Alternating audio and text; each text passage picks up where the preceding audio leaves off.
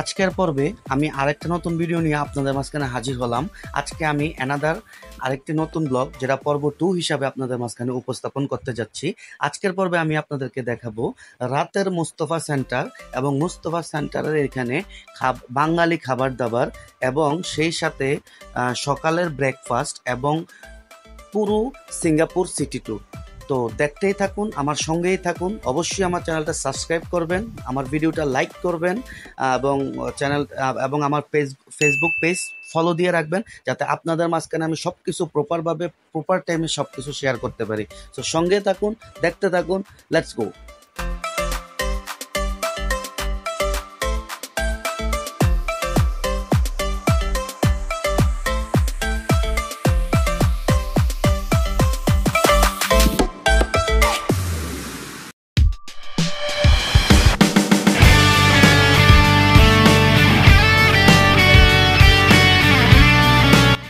Hello guys, আসসালামু আলাইকুম ওয়া রাহমাতুল্লাহি ওয়া বারাকাতুহু।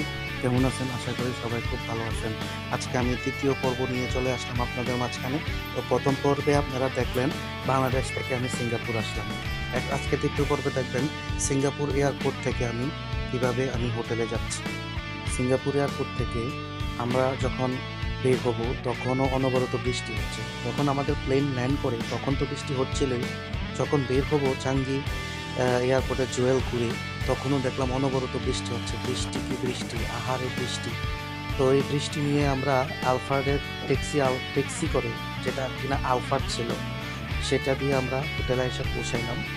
তো হোটেলে এসে পৌঁছানোর পরে চেক ইন করলাম। চেক ইন করে আমি একটু বের হলাম আপনার 7-Eleven যাওয়ার জন্য।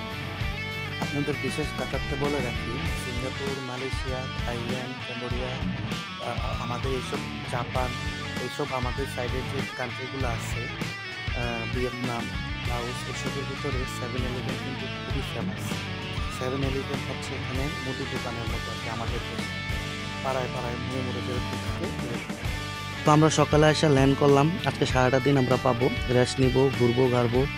তো সব কিছু তো আজকে আপনাদের মাঝখানে শেয়ার করতেছি। এটা হচ্ছে আমাদের হোটেল। আমাদের হোটেলটা হচ্ছে J8। হোটেলের নামটা খুব সুন্দর। এই হচ্ছে হোটেলের এন্ট্রান্স এবং এটা হচ্ছে হোটেলের লবি। আসলে হোটেলটা 3 স্টার মানের, কিন্তু খুবই সুন্দর, সিমসলাম, একদম কাম অ্যান্ড কোয়াইট, কোনো ঝামেলা নাই। আসলে সিঙ্গাপুর দেশটা এমন। তো ভাবলাম আপনাদের সাথে একটা রুম ট্যুর না দিলে তো নাই হয়। তো সেই জন্য আমি এখন একটা রুম ট্যুরের ব্যবস্থা করছি। এই 403, 406 আমাদের লোক আছে, আর 404 হচ্ছে 403, 404, 406 আমাদের 3টা রুম। তো ওই 2টা রুমে আমাদের ফিমেলরা আছে, আর এই 406 নাম্বার রুমে হচ্ছে আমি থাকি। আমি আর আমাদের যে হিন্দু দাদাটা থাকি। তো হিন্দু দাদাটা রুমে ছিল, আমি একটু বের হইলাম।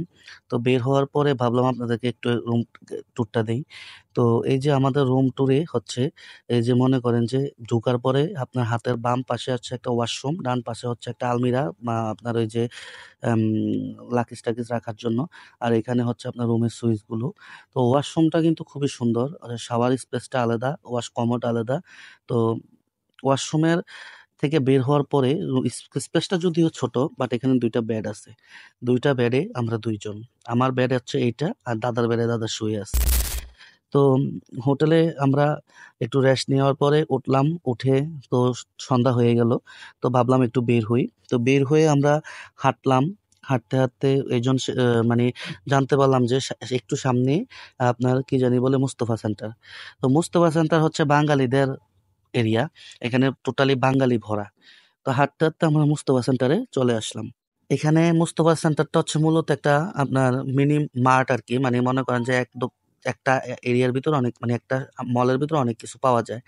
বাট মুস্তফা সেন্টারের আশেপাশে অনেক বাঙালি দোকানপাট আছে, অনেক বাঙালি ব্যবসা আছে। মনে করেন আপনার সুপার শপ, হোটেল, রেস্টুরেন্ট, চায়ের দোকান, তারপরে আপনার কি জানি বলে মানি এক্সচেঞ্জ, তারপরে আপনার কিছু আপনার যে আপনার সুভিনিয়রের দোকান, হ্যাঁ, ফ্রুটসের দোকান, অনেক কিছু। তো আমরা বের হয়ে আমরা ঘুরে টুরে মুস্তফা মাঠটা দেখলাম। দেখার পরে আমরা চিন্তা করলাম যে আমরা কোথায় খাবো। তো এখানে আসলে সব রকম দোকান টোকান দেখে মনটা ভালো হয়ে গেল। মনে হলো যে এক টুকরো বাংলাদেশের মধ্যে আমরা চলে আসলাম। সিঙ্গাপুর দেশটা নিয়ে যদি বলতে হয়, অবশ্য সিঙ্গাপুর দেশটা খুবই সুন্দর, কাম অ্যান্ড কোয়াইট, নিরিবিলি, নিট অ্যান্ড ক্লিন। এত নিট অ্যান্ড ক্লিন এটা তো বলা হয় না, বলা বাহুল্য।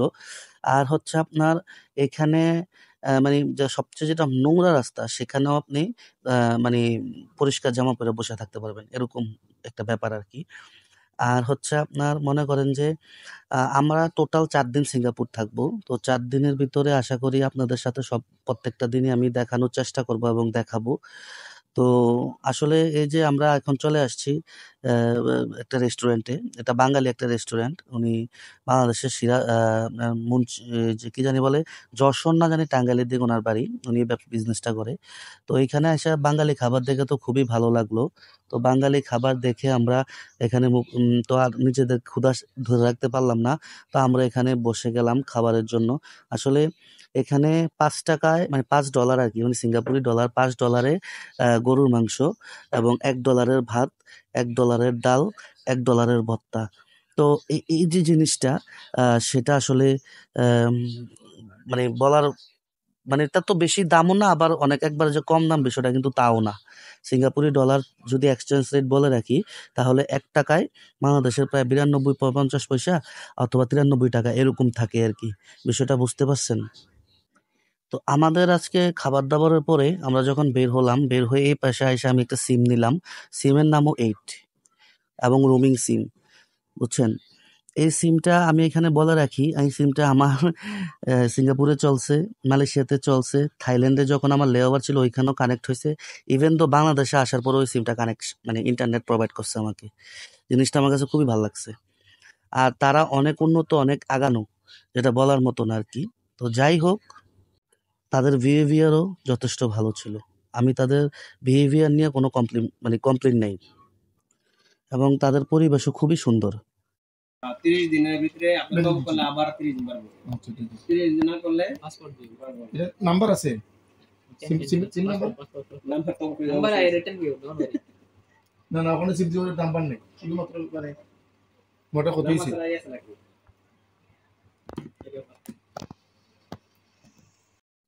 আরেকটা দোকান থেকে আমার পাশের দাদা সিম নিল। ওনারটা একটু $10 খরচ হইছে আর আমারটা $8 খরচ হইছে আরকি। জানি না এটার পার্থক্যটা কি? সেটা আমি জানি না। তো আমরা আবার 7-Eleven এ আসলাম। একটু ঘুরলাম। ঘুরে তারপরে আমরা আমাদের হোটেলের সামনে চলে আসলাম। হোটেলের সামনের এই পার্কের মতো একটা জায়গা, জায়গাটা আমার খুবই ভাল লাগছে। এখানে ব্যায়াম-ট্যায়াম করে এবং বসে একটু বিশ্রাম নিতে পারে। জায়গাটা খুবই সুন্দর। তো রুমে চলে গেলাম, ঘুমাইলাম রাত্রে। এটা দ্বারা আপনাদের মাঝখানে দেখানো হইল না। আর হচ্ছে পরের দিনের সকাল। আমরা এখানে চলে আসছি ব্রেকফাস্ট করার জন্য। আমাদের বুফে ব্রেকফাস্ট ছিল কমপ্লিমেন্টারি। এখানে অনেকগুলো তো আমার ভিডিওটা বেশি দীর্ঘায়িত না করে এখানেই শেষ করব। আশা করি আপনারা আমার ভিডিওটা দেখবেন, সাবস্ক্রাইব করবেন। আর হচ্ছে নেক্সট ভিডিওতে আমার ভ্রমণ খরচ, ভিসা সংক্রান্ত বিষয় সবকিছু আমি আপনার মাঝখানে তুলে ধরব। আসসালামু আলাইকুম ওয়া রাহমাতুল্লাহ।